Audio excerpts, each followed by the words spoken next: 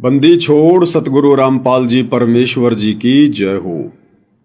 परम पिता परमात्मा सारी सृष्टि के रचनहार कुल मालिक असंख्य ब्रह्मांडों के स्वामी जगत गुरु तीनों लोकों में प्रवेश करके सबका धारण पोषण करने वाले राजाधिराज आत्माधार नाथों के नाथ देवों के देव महादेव सर्वेश्वर महेश्वर मृत्युंजय अजरो अमर आदि अनादि सनातनी प्रभु जगत पिता जगदीश्वर श्री श्री 1008 की उपाधि के वास्तविक अधिकारी अकाल मूरत सौद स्वरूपी राम वासुदेव सर्वगतम ब्रह्म परम पूज्य प्रथम पूज्य परम संत परम पुरुष परम धनी परम दयालु सत्य कबीर हक्का कबीर अल्लाहु कबीर अल्लाहु अकबर बाखबर अल्लाह ताला जगत के तारणहार जगत के मुक्तिदाता जगत के जगन्नाथ हारे के सहारे हिंदुओं के राम मुसलमानों के अल्लाह सिखों के वाहिगुरु ईसाइयों के मसीह दया के सागर दयानिधि करुणा के सागर करुणानिधि स्वयंभू परिभू संकट मोचन कष्ट हरण मंगल करण दुख भंजन अविगत कबीर निर्विकार निर्विषम परमात्मा अलय अलेख सतगुरु आदि अनादि सतगुरु असली मर्यादा पुरुषोत्तम असली राम असली कृष्ण असली घनश्याम असली मुरारी राजाओं के राजा महाराजाओं के महाराजा शहंशाहों के शहंशाह सम्राटों के सम्राट भगवानों के भगवान अल्लाहों के अल्लाह प्रभुओं के प्रभु मसीहाओं के मसीह सच्चे वाहिगुरु बाबाओं के बाबा पीरों के पीर सेठों के सेठ जगत सेठ सावड़सा सेठ सर्वगुण संपन्न अनंत कोटि कलाओं के स्वामी अनंत कोटि ब्रह्मांडों के नायक योगियों में महायोगी ध्यानियों में महाध्यानी सिद्धों में परम सिद्ध ज्ञानियों में तत्व ज्ञानी ब्रह्म ज्ञानी महाज्ञानी परम ज्ञानी सर्वश्रेष्ठ ज्ञानी विज्ञानी युवा कबीर समर्थ कबीर असमवात अमित ओजा सच्चे रहनुमा करीम अल्लाह शुभान अल्लाह दुनिया के अंतिम पैगंबर 8 सितंबर 1951 से गांव धनाना जिला सोनीपत हरियाणा भारतवर्ष की पावन भूमि पे प्रकट रियल कल्कि भगवान श्री नारायण साकार हरि श्री बाबा साहेब नूर अनंत परमात्मा सच्चे दरवेश सच्चे बाखबर संत श्रोमणी सतगुरु रामपाल जी परमेश्वर जी के चरण कमल में साध संगति से जुड़े हुए आप और हम सभी सत्सेवक भाई बहनों का अनंत कोटि दंडवत प्रणाम। सत्साई भाई और बहनों, बहुत बड़ी दया बहुत बड़ी मेहर पूज्य गुरुदेव भगवान की सतगुरु रामपाल जी परमेश्वर जी की, जिनके शुभ आशीर्वाद से विशेष आशीर्वाद से आप और हम सभी सत्सेवक भाई बहन साध संगति से जुड़कर ज्ञान को आधार बनाकर हर प्रकार से मर्यादाओं में रहते हुए संघर्ष करते हुए निरंतर अपनी आत्मा के कल्याण हेतु गुरुदेव के प्रत्येक वचन में रहते हुए भक्ति मार्ग पर आगे की ओर बढ़ रहे हैं। भाई और बहनों, पूज्य गुरुदेव भगवान की विशेष रजा के बिना विशेष आशीर्वाद के बिना इस कलयुग की बिचली पीढ़ी में इस भक्ति मार्ग पर शास्त्र अनुकूल शत भक्ति मार्ग पर जो कि कांटों की सेज है, बड़े बड़े ऋषि मुनि साधु संत महात्मा आचार्य शंकराचार्य इस मार्ग पर नहीं टिक पाए नहीं चल पाए।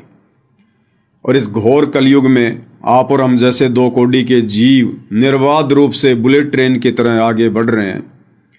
तो ये इस बात का प्रतीक है, इस बात का सूचक है कि परमेश्वर रामपाल जी की आप और हम सभी सत्सेवक भाई बहनों के ऊपर असीम छप्पर फाड़ दया है। और इस रजा को हम सभी ने इसी प्रकार से निरंतर बना के रखना है। भाई और बहनों, परमेश्वर रामपाल जी ने अपने भक्तों को केवल 2 ही कार्य बताए हैं। पहला कार्य है कि मर्यादा में रहकर इस भक्ति को सफल करना, और दूसरा जितना हो सके इस ज्ञान का प्रचार करना, यानी महिमा करना। सतगुरु की महिमा करना सबसे बड़े प्रचार में आता है, सबसे बड़े प्रचार में। और ये दोनों कार्य गुरुदेव भगवान हम सभी सत्सेवकों से पिछले 8 वर्षों से करवा रहे हैं। तो ये भी एक विशेष संकेत है कि गुरुदेव भगवान की हम सभी के ऊपर विशेष रजा है। भाई और बहनों, इन दिनों सोशल मीडिया पर जो अखबार की कटिंग आ रही हैं सतगुरुदेव भगवान के विषय में कि कोर्ट ने उनकी जमानत का रास्ता साफ कर दिया है, अब सतगुरु रामपाल जी जमानत पर बाहर आ सकते हैं। तो भाइयों और बहनों, आप और हमें अच्छे से पता है, बाकी लोगों को पता हो या ना हो, कि परमेश्वर किन परिस्थितियों में बाहर आएंगे। वैसे देखा जाए ज्ञान आधार से तो वर्तमान में गुरुदेव भगवान के हिसार जेल से बाहर आने का जो समय है वो उचित समय नहीं है। हालांकि ये परमात्मा की अपनी मौज, उनकी अपनी मेहर, वो क्या करेंगे क्या नहीं करेंगे, लेकिन आप और हम तो जीव हैं और जीव केवल परिस्थितियों के अनुसार ही आंकलन लगा सकता है। तो जिस प्रकार से गुरुदेव भगवान के जेल से बाहर आने की बातें हो रही हैं जमानत पर, तो दास को तो ज्ञान आधार से यह लगता है कि परमात्मा मुश्किल ही रजा करेंगे, क्योंकि वर्तमान समय उनका हिसार जेल से बाहर आने का उचित समय नहीं है। कुछ भी तो नहीं बदला, कुछ भी तो नहीं सुधरा। अभी तो परमेश्वर जिन भक्तों की आंखें खोलने के लिए गए थे, उन भक्तों की ही ढंग से आंखें नहीं खुली हैं। कुछ भी नहीं बदला अभी, कुछ भी। तो ज्ञान आधार से तो दास को लगता है कि बड़ा मुश्किल है इस समय परमेश्वर जी का बाहर आना। कोर्ट की तरफ से रास्ता साफ हो या ना हो, परमेश्वर कभी कोर्ट के भरोसे नहीं बैठा करते हैं। संत अपनी मर्जी के मालिक होते हैं, दुनिया उनकी गुलाम होती है। दुनिया में जज भी आ गया, वकील भी आ गया, प्रधानमंत्री भी आ गया, सब आ गए।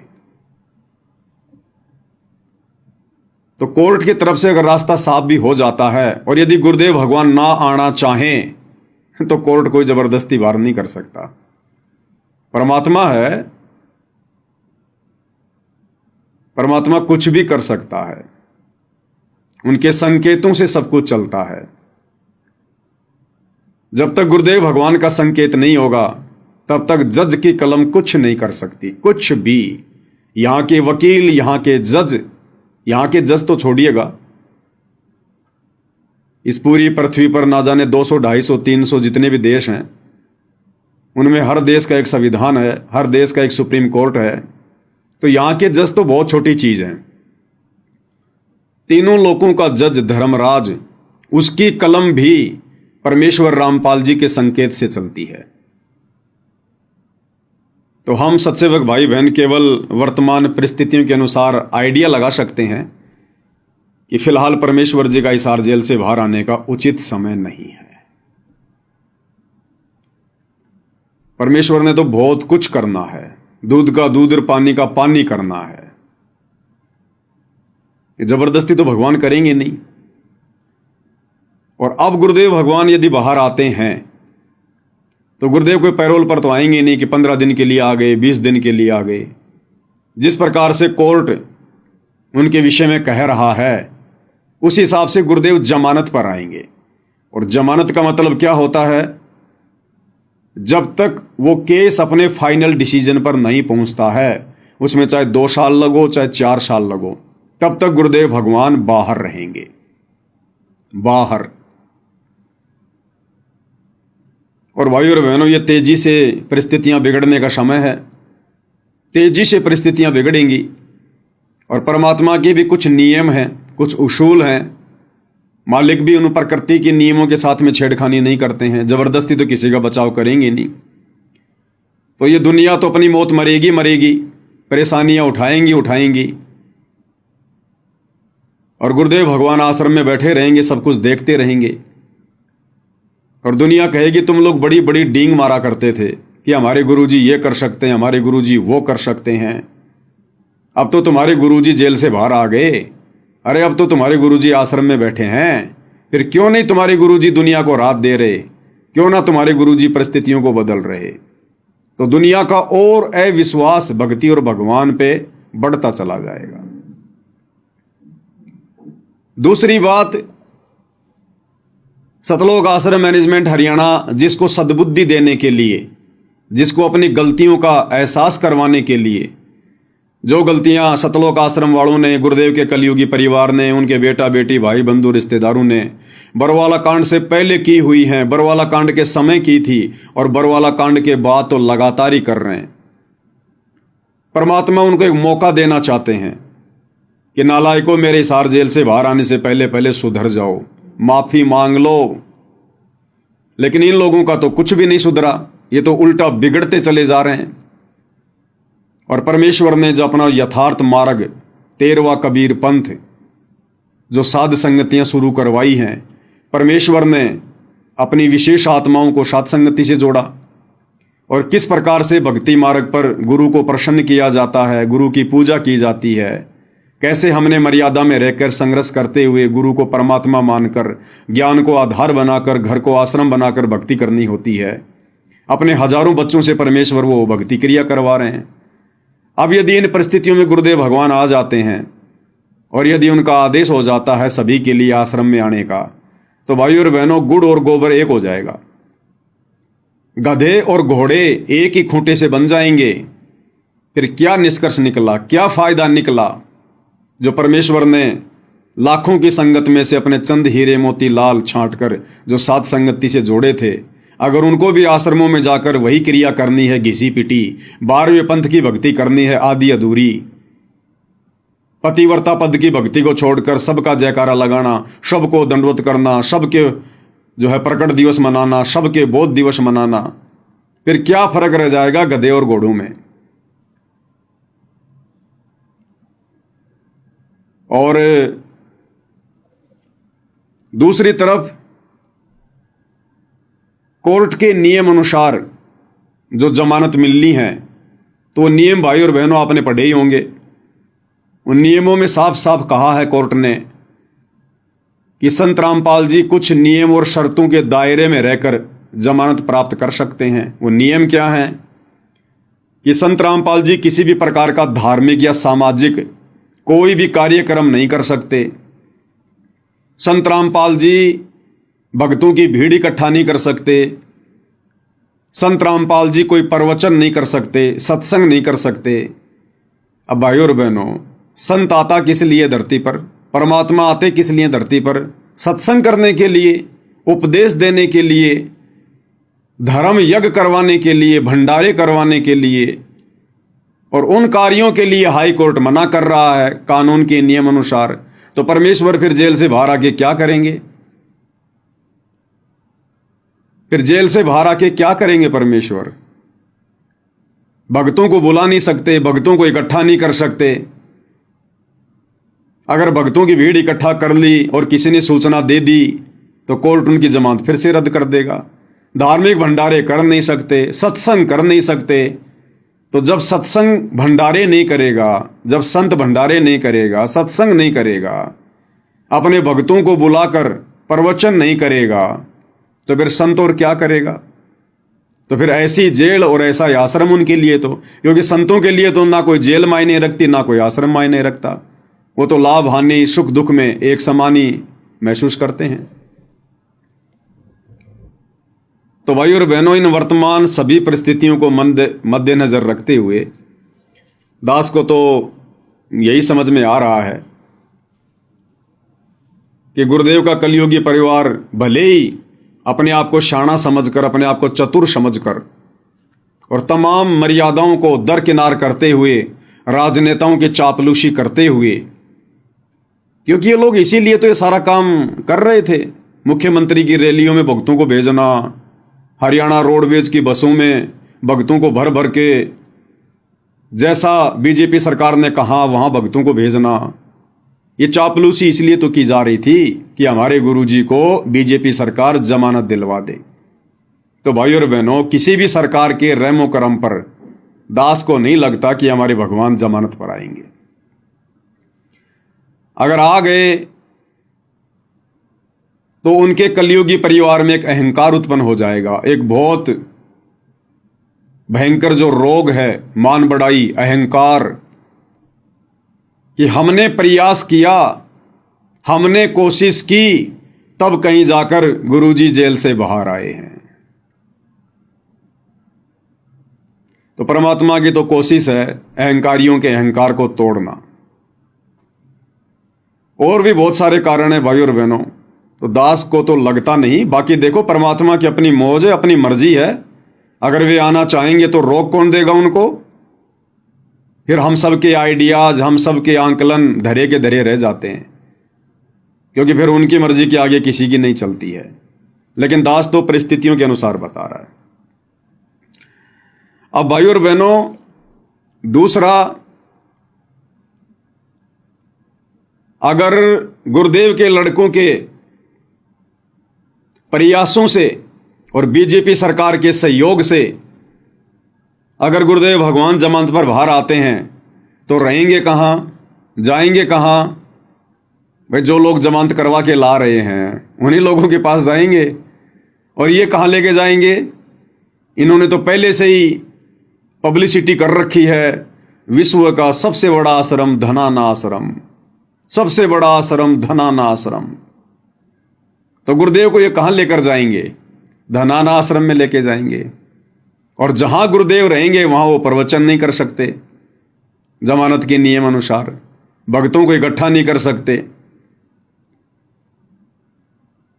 और यदि इकट्ठा किया, भीड़ जमा हुई, तो तुरंत न्यूज जाएगी, तुरंत समाचार जाएगा प्रशासन के पास में, क्योंकि जो प्रशासन के जो मुखबिर होते हैं, उनके जो एजेंट होते हैं, वो हर प्रकार की खबर रखते हैं। तो जमानत कैंसिल। और ये संगत रुकने वाली नहीं है, ये संगत रुकने वाली नहीं है। ये जो भीड़ इकट्ठा कर दी गई है इन आश्रमों में, ये भीड़ अपने कोऑर्डिनेटरों के कहने से नहीं रुकने वाली। अगर इस बात का पता चल गया कि गुरुजी धनाना आश्रम में आ गए, तो ये कोऑर्डिनेटर चाहे कितने पीले पर्चे निकाल देना, फिर कितनी ऑडियो डाल देना, कितना ही धमका लेना, ये अंध भगत हैं, अंध भगत। फिर ये नहीं रुकने वाले जब इनको पता चल जाएगा कि गुरुजी धनाना आश्रम में आ गए। फिर ये जैसे तैसे कुछ भी करके आना पड़े इनको, ये भीड़ आएगी फिर तगड़ी। ये नहीं सुनेंगे फिर तुम्हारी बातें, क्योंकि ये अंध भगत हैं, ये सत्सेवक नहीं है, ज्ञानी आत्मा नहीं है, ये अंध भगतों की फौज तुम लोगों ने जमा कर दी। फिर ये भीड़ नहीं रुकेगी, चाहे तुम कितने गुरुजी के आदेश बता देना कि गुरुजी का आदेश है धनाना में कोई नहीं आएगा, कोई नहीं सुनेगा तुम्हारी बात। और अपने गुरुजी के दर्शनों के लिए ताबड़तोड़ आएंगे ये। और जैसे ही भीड़ इकट्ठा हुई, उसके बाद फिर क्या होगा? जमानत के नियम टूटेंगे। दूसरी बात, अगर भीड़ जमा नहीं होगी, गुरुजी सत्संग नहीं करेंगे, भंडारे नहीं होंगे, तो भगत क्या करेंगे? फिर भगत क्या करेंगे? जिस आश्रम में गुरुजी रहेंगे वहां तो संगत जाएगी नहीं, वहां तो संगत को बुलाया नहीं जाएगा डर के मारे। बाकी आश्रमों में संगत बैठी बैठी क्या करेगी? संगत का दिमाग तो रहेगा धनाना आश्रम में या जहां भी गुरुदेव भगवान रहेंगे वहां पर, और शरीर रूप में बैठे रहेंगे उन दूसरे आश्रमों में। तो भाई और बहनों, पूरा सिस्टम ही खराब हो जाएगा, पूरा सिस्टम। तो दास को तो छोटी बुद्धि से यही लग रहा है कि प्रशासन चाहे कुछ भी छूट दे दे, कुछ भी राहत दे दे, कुछ भी कर दे अपनी तरफ से, जो कानून के नियम है, समय आने पर कानून तो अपना कार्य करता ही है। और बाकी ज्ञान आधार से थोड़ा सा दास को अभी लग नहीं रहा कि परमेश्वर आ सकते हैं। बाकी उनकी मौज, उनकी मर्जी भाई और बहनों। परमात्मा तो ना जाने फिर एक पल में क्या से क्या कर दें। समर्थ है धरती पर, प्रशासन को पता भी नहीं चले और भंडारे भी होते रहे, भीड़ भी आती रहे, क्योंकि है तो भगवान वही धरती पर जो 650 साल पहले था। तो काशी के भंडारे में सेवादार जमीन से 1 फुट ऊपर चल रहे थे, लेकिन किसी का ध्यान नहीं गया। सतलोक से पानी की धारा आ रही थी, किसी का ध्यान नहीं गया। तो है तो वही कबीर भगवान धरती पर। चाहे लाखों की भीड़ आ जाओ गुरुदेव भगवान के पास में, परमात्मा अगर नहीं चाहेंगे तो किसी को पता नहीं चलेगा। प्रशासन को तो 10-50 भगत ही दिखाई देंगे और वहां पर मेला लगा होगा। ये तो समर्थ की अपनी मौज है भाई और बहनों, इसके विषय में तो हम कुछ कह नहीं सकते। लेकिन वर्तमान परिस्थितियों को देखते हुए, क्योंकि परमेश्वर अपने भक्तों की छटनी करने के लिए गए थे जेल में, किसी प्रशासन के दबाव में नहीं गए। वो तो एक कारण बनता है, एक कारण बनता है। बाकी रियलिटी तो आप और हमें पता है। और छटनी अभी हुई नहीं भाई और बहनों, छटनी अभी हुई नहीं। भक्तों की सोच में बदलाव अभी आया नहीं। जितना मूर्ख गुरुदेव भगवान छोड़कर गए थे उससे भी 4 कदम आगे मूर्खता की हद पार करके बैठे हैं, हद पार करके। खैर भाइयों और बहनों, तो परमेश्वर की अपनी मौज है, सबको समय का इंतजार है, क्या होगा क्या नहीं होगा। लेकिन इन सभी बातों के बीच में हम सब भगत भाई बहनों ने अपने परमेश्वर की महिमा करना नहीं भूलना है। ये तो चलता रहेगा भाई और बहनों, 21 ब्रह्मांड का रूल ही ऐसा है, ये प्रक्रियाएं ऐसी हैं, ये चलती रहेंगी, कोई बड़ी बात नहीं है। हमने तो अपने गुरुदेव भगवान की उसी प्रकार से महिमा करते रहना है जिस प्रकार से हम पिछले 8-10 वर्षों से करते रहे हैं। और हम भगत भाई बहनों ने क्या करना है क्या नहीं करना है वो आप लोगों को वीडियो के माध्यम से समझा दिया गया है। अंत में हमने इस ज्ञान मार्ग पर, ज्ञान को आधार बनाकर ही भक्ति मार्ग पर आगे बढ़ना होगा। तो परमेश्वर की महिमा में आज हम आगे बढ़ते हैं। और जैसा कि बार बार आप भाई बहनों को बताया जाता है, और ये बार बार बताना बहुत ही जरूरी है भाई और बहनों, क्योंकि युगों युगों से हम जो गलती करते आ रहे हैं, हम फिर से उस गलती को ना दोहरा दें, फिर से हम अपने जन्म ना बढ़ा लें, अपने परमेश्वर को दुखी ना कर दें। उसके लिए हमने बारंबार उन पिछली गलतियों को दोहराना शिक्षात्मक रूप से बहुत जरूरी है। और सबसे बड़ी गलती क्या रही हमारी युगों युगों से? हमने गुरु को परमात्मा नहीं माना, केवल अपना गुरु मानकर छोड़ दिया, एक संत मानकर छोड़ दिया, उन्हें कबीर नहीं माना, परमात्मा नहीं माना। तो ये गलती हम भाई बहन वर्तमान में नहीं दोहराएंगे बिल्कुल भी। इसीलिए गुरुदेव भगवान ने इस कलयुग की पिछली पीढ़ी में आकर हमें ये सत उपदेश दिया है, हमें ये तत्व ज्ञान दिया है, हमें झेरे कुएं से निकालकर परमेश्वर ने अमृत पिलाया है। तो भला अब हम इस अमृत को कैसे बर्बाद होने देंगे? तो परमेश्वर हमें इसी दिशा में आगे बढ़ाते हुए अपने सत्संग के माध्यम से और अधिक दृढ़ करते हुए क्या कह रहे हैं कि योगी कौन होता है? योगी, योगी यानी भगत। आध्यात्मिक भाषा में योगी को कहते हैं भगत। और हमने सोच लिया कि योगी वो होता है जो योग क्रिया करता है, जैसे बाबा रामदेव करता है, कभी पेट को हिला देता है, कभी ऊपर को पैर कर लेता है। तो हमने सोच लिया योगी वो होता है जो योग करता है। लेकिन परमेश्वर कह रहे हैं कि योगी वो नहीं होता जो खाली योग करता है, योगी यानी भगत। और भगत हम कब बनेंगे, कैसे बनेंगे? उसके लिए गुरुदेव हमें गीता अध्याय 2 श्लोक नंबर 53 का उदाहरण दे रहे हैं कि जब तक मन में उठने वाली तरह तरह की शंकाओं का मर्दन नहीं हो जाएगा, हमारी हर प्रकार की शंकाओं का समाधान नहीं हो जाएगा, जब तक हम छोटी छोटी बातों को लेकर मन में शक और संदेह पैदा करना नहीं छोड़ देंगे, किसी के भी कहने से विचलित होना नहीं छोड़ देंगे, और जब तक हमारी बुद्धि किसी निष्कर्ष पर जाकर नहीं टिक जाएगी, तब तक तो हम योग को भी प्राप्त नहीं होते, अर्थात हम एक सच्चे भगत भी नहीं कहला सकते। भक्ति तो उसके बाद शुरू होती है। तो परमेश्वर क्या कह रहे हैं, और उसके बाद एक मानचित्र का उदाहरण देकर परमेश्वर हमें समझा रहे हैं कि भक्ति मार्ग के फैसले देखा देखी में नहीं लिए जाते, भेड़ चाल में नहीं लिए जाते, भीड़ को देखकर नहीं लिए जाते। भक्ति मार्ग के फैसले ये प्रमाण देखकर, सबूत देखकर और ज्ञान को आधार बनाकर लिए जाते हैं। तो क्या कह रहे हैं परमेश्वर, ध्यान से सुनिएगा।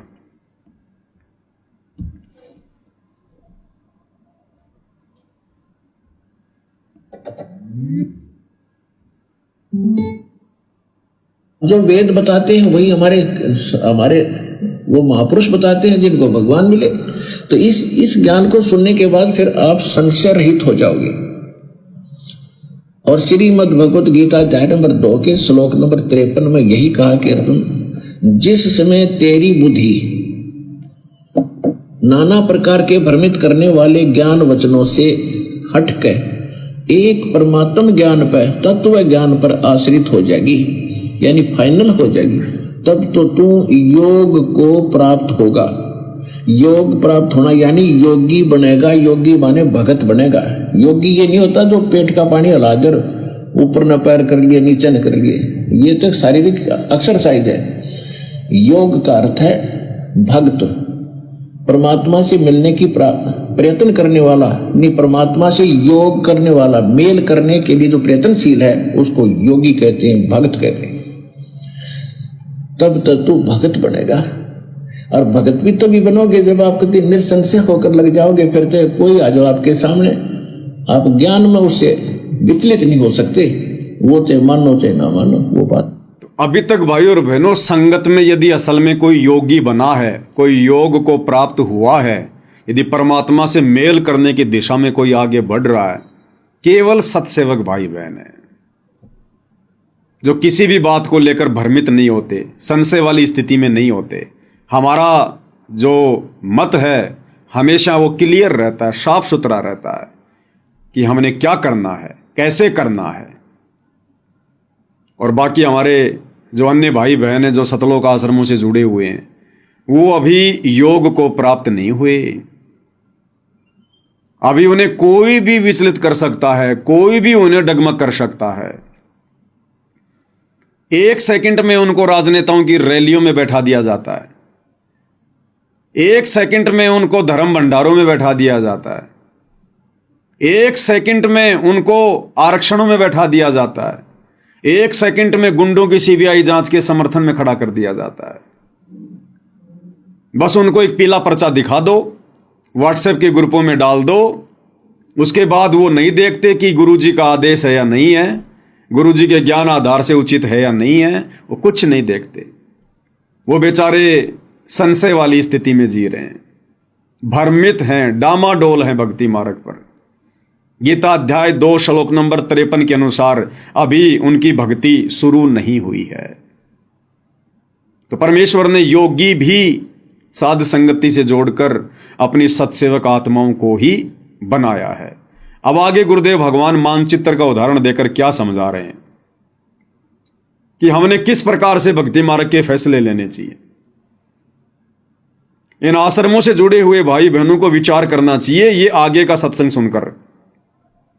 गुरुदेव इसमें कह रहे हैं कि मान लो आप कहीं जा रहे हो, रास्ते रास्ते रास्ते रास्ते, या जैसे हम लोग भक्ति मार्ग पर चल रहे हैं और रास्ते में आपकी किसी से बातचीत हो जाए और आप उसको कहो कि भाई मैं तो जयपुर से दिल्ली जा रहा हूं।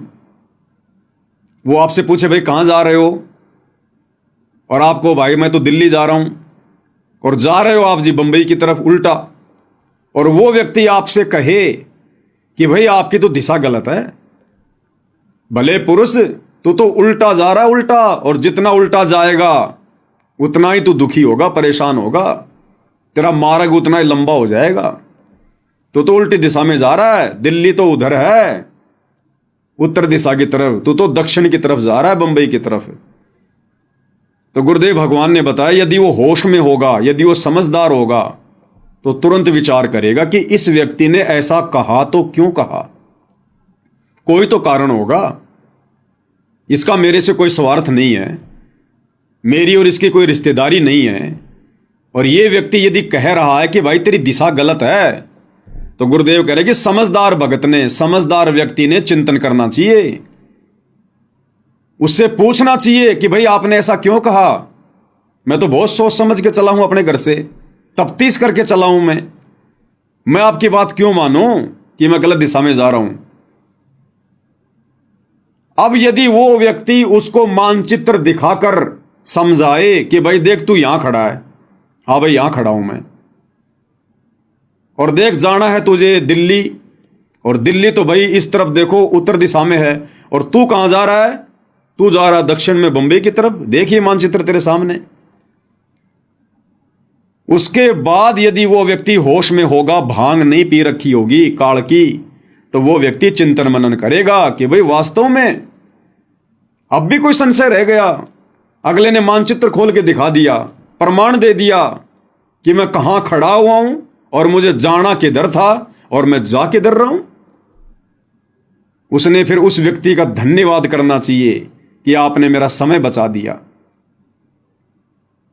इसी प्रकार भक्ति मार्ग पर गुरुदेव भगवान समझा रहे हैं कि भक्ति मार्ग पर यदि आपकी दिशा गलत है, आप यदि अपने गुरुदेव के नियमों के विरुद्ध चल रहे हैं, भक्ति विरुद्ध कार्य कर रहे हैं, और यदि कोई सत्सेवक भाई बहन साथ संगति वाले रोका टोकी करते हैं, वीडियो बनाकर तुम्हें समझाते हैं कि तुम्हारी दिशा गलत है, तुम सही नहीं जा रहे, गुरुदेव ने हमें जिस भक्ति वाली दिशा में जाने के लिए बताया है, जिन नियमों को फॉलो करने के लिए समझाया है, तुम उसके विपरीत जा रहे हो, तुम भ्रमित हो भाई, भ्रमित।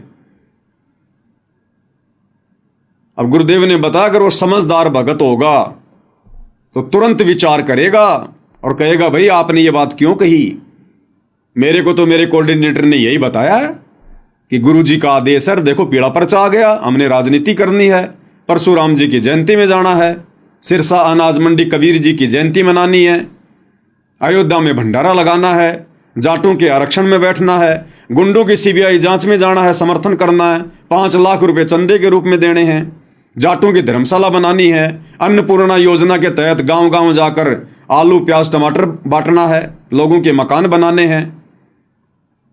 आप कैसे कह रहे हो, हमारे कोऑर्डिनेटर ने तो यही बताया। अब यदि सत्सेवक भाई बहन आपको मानचित्र दिखा देते हैं, रियल भक्ति का संविधान की गुरु ने क्या बताया, भाई तेरा कोऑर्डिनेटर गुरु है या सतगुरु रामपाल जी हैं, भाई सतगुरु रामपाल जी हैं, तो सतगुरु रामपाल जी ने जो भक्ति विधि बताई है, भगत की जो रहनी करनी बताई है, क्या करना है क्या नहीं करना है, कौन से कर्म करने हैं कौन से कर्म छोड़ने हैं, अगर तुझे वो बता दिए जाएं, वो नियम बता दिए जाएं, तुझे वो विधान तेरे सामने रख दिया जाए तब तो मानेगा। तो समझदार भगत तो कहेगा हाँ भाई फिर तो मानना ही पड़ेगा, फिर मैं कोऑर्डिनेटर की क्यों मानूंगा, मैं तो अपने भगवान की मानूंगा। तो गुरुदेव भगवान का संविधान है, उनके सत्संग, उनके द्वारा लिखी गई पुस्तकें, अगर वो उसको दिखा दिए जाएं, समझा दिया जाए कि देख गुरुदेव भगवान ने क्या क्या आदेश दे रखा है सत्संगों में, नियमों में, और देख बावड़े ये तेरे कोऑर्डिनेटर, ये गुरुदेव का कलयुगी परिवार, ये देख काल प्रेरणा से तेरी सारी मर्यादा तोड़वा रहे हैं। अगर भगवान राजनीति करवाएगा अपने भक्तों से तो भक्ति क्या फिर आसाराम बापू करवाएगा। तो फिर उस भगत ने विचार करना चाहिए कि बात तो सही है भाई, अरे मैं जुड़ा भक्ति मार्ग पर अपने आत्म कल्याण के लिए, मोक्ष के लिए, और मोक्ष होगा सतगुरु के भक्ति विधान पर चलने से, उनकी मर्यादाओं में रहने से, और मैं मर्यादाओं को तोड़कर आगे बढ़ रहा हूं और सोच रहा हूं मैं सतलोक जाऊंगा, ये तो कभी नहीं हो सकता। तो गुरुदेव ने बताया कि जो रियल में जो भगत बीज होगा, अच्छी आत्मा होगी, वो तो विचार करेगी, और जो मूर्ख होगा ना, मूर्ख अज्ञानी प्राणी होगा, जिसके संस्कार कमजोर होंगे, उसको यदि कोई सच्ची बात बताई जाएगी तो वो लड़ेगा, झगड़ेगा कि तेरे को क्या लेना देना है, मैं ठीक जा रहा हूं, तू अपना काम कर, आया बड़ा ज्ञानी ज्ञान देने के लिए। तो वो तो फिर मूर्ख आदमी है। फिर तो परमात्मा कहते हैं गधे की आंख में अगर आप घी डालना चाहोगे तो वो यही समझेगा कि एक मेरी आंख फोड़ना चाह रहा है। तो परमेश्वर हमें किस प्रकार से अपने सत्संगों में आदेशित करते हैं, निर्देशित करते हैं। इसलिए भाई और बहनों, गुरुदेव भगवान बार बार कहते हैं कि बच्चों आपने सत्संगों को बहुत ध्यान से सुनना चाहिए, एक एक शब्द पे विचार करना चाहिए कि गुरुदेव कह क्या रहे हैं, क्योंकि ये सामान्य सत्संग नहीं है, ये सत्यनारायण कथा है, युगों युगों से हमें अब सुनने को मिली है। सत्यनारायण कथा, सत्यनारायण हमारे गुरुदेव भगवान है, विष्णु जी नहीं है। ये त्रिलोकी विष्णु सत्यनारायण नहीं है। सत्यनारायण यानी सच्चा परमात्मा, अविनाशी परमात्मा। और सत्यनारायण कथा ये विष्णु जी की कथा नहीं है। सतगुरु रामपाल जी परमेश्वर हमें जो सत्संग सुना रहे हैं, ये है सत्यनारायण कथा, और ये बैठे हमारे सामने सच्चे सत्यनारायण भगवान। तो समझदार आत्मा तो फिर विचार करेगी। तो किस प्रकार से गुरुदेव हमें आदेशित कर रहे हैं, सुनिएगा। तो ये ज्ञान ऐसा है, आपको उस स्थिति में ला देगा कि आप डगमग नहीं हो सकते। इसके अतिरिक्त विश्व में आपको ज्ञान और भगवान दिखाई नहीं देगा, स्वप्न में भी। और तभी आप दृढ़ होगे। जब हम किसी मार्ग पर चल रहे हैं और आगे जाकर सैकड़ों रास्ते बन जाते हैं, आपके पास मैप है और आपको खूब पढ़ा रखा है, समझा रखा है कि मैप अपना रास्ता ये रहेगा, इसके बाद बहुत से रास्ते हैं वो अलग हैं, उनमें नहीं जाना। तो फिर आप कैसे मिसगाइड हो जाओगे? तो ये जो ज्ञान आपको दिया जा रहा है, सतलोक जाने का एक मैप आपके सामने रखा जा रहा है, और इस मार्ग पर आप विचलित होगे तो पता नहीं कहां जाकर रुकोगे फिर।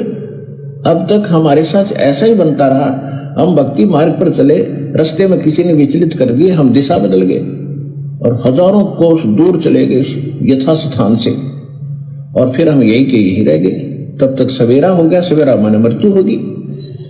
तो अब हमने दृढ़ रहना है, इस ज्ञान को आधार बनाकर इस भक्ति रूपी सफर पर अपन चलना है। तो गुरुदेव कह रहे अब हमने दृढ़ रहना है इस भक्ति मार्ग पर, ज्ञान को आधार बनाकर।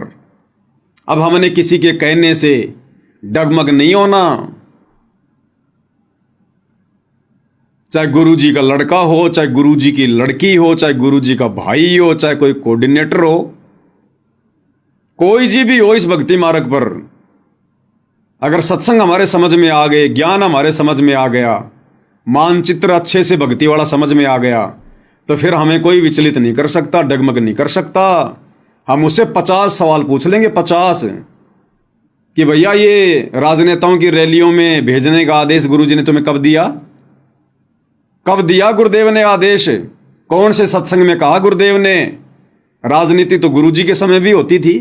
गुरुजी ने तो कभी भी अपने भक्तों को मोदी की रैली में या मुख्यमंत्री की रैलियों में नहीं भेजा, परशुराम की जयंती में नहीं भेजा। गुरुजी आन उपासना छुड़वाते हैं या फिर आन उपासना करवाते हैं? गुरुजी ने तो कभी नहीं कहा कि तुम किसी गुंडे की सीबीआई जांच का समर्थन करो, गैंगस्टर की सीबीआई जांच का। गुरुजी ने तो कभी नहीं कहा कि तुम जगत वालों को जो मतलब चंदा दो। तो तुम लोग क्या करवा रहे हो हमारे से, और नाम तुम गुरुजी का ले रहे हो? तो गुरुजी ने कब कहा, कब आदेश दिया, कौन से सत्संग में दिया? जरा वो सत्संग तो दिखाओ, उस पुस्तक में तो लिखा हुआ दिखाओ। तो भाई हम तुम्हारी बात क्यों माने? हम तो गुरु की बात मानेंगे तब हमारा मोक्ष होगा। लेकिन इतना बुद्धि विवेक तो भाई और बहनों वर्तमान में इस काल ने संगत में छोड़ा ही नहीं। इतने सवाल जवाब करने की हिम्मत काल ने छोड़ी नहीं। भक्तों के घुटनों का पानी निकल चुका है। देखा देखी भेड़ चाल, तो बताओ फिर कैसे सफलता प्राप्त करेंगे? अरे हमने निष्कर्ष निकालना चाहिए, क्योंकि ये परीक्षा का समय चल रहा है। हमने हर प्रकार से एक एक कदम फूक फूक के रखना चाहिए, मंथन करना चाहिए। वैसे भी आम समाज में एक समझदार व्यक्ति होता है ना, और उसको यदि कोई बात पूछी जाती है वो भी तुरंत जवाब नहीं देता। समझदार व्यक्ति क्या करेगा?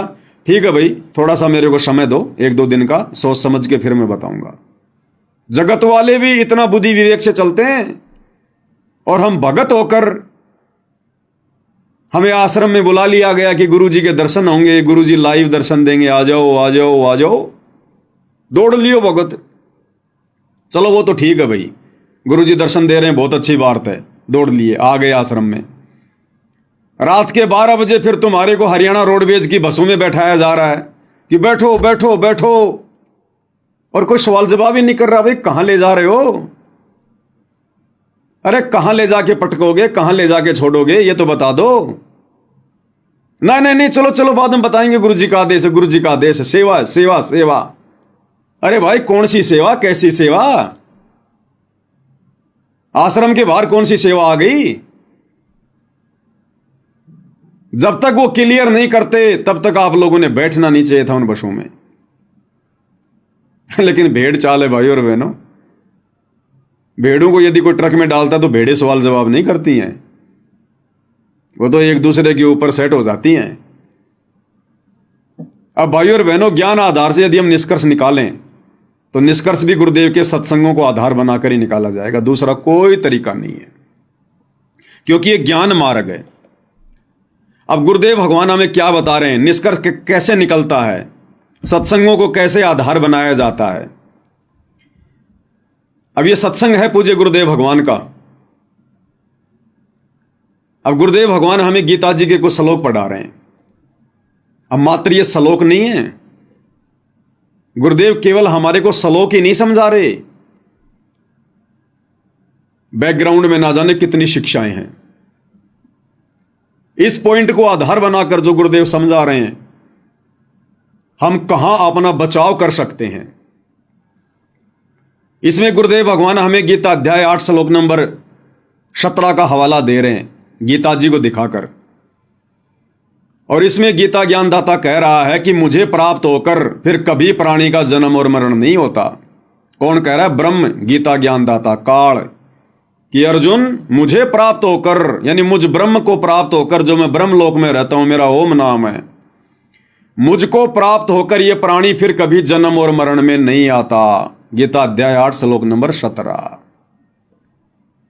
अब गुरुदेव भगवान क्या कह रहे हैं कि बच्चों,